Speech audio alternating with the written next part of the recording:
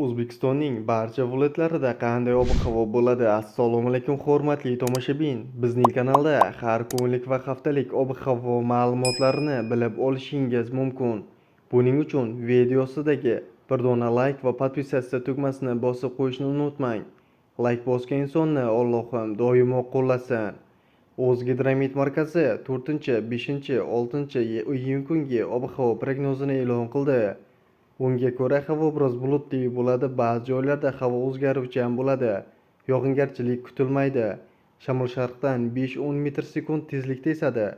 Harorat kechasi 15-20 daraja, kunduzi 4-iyun kuni 27-32 daraja, 5-6 iyun kuni 30-35 daraja issiq bo'ladi.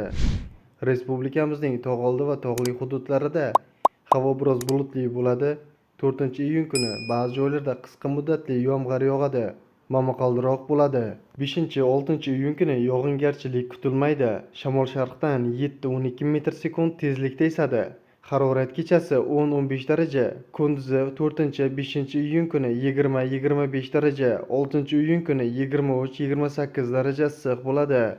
O'zingizni asrang, xayr, sog' salomat bo'ling.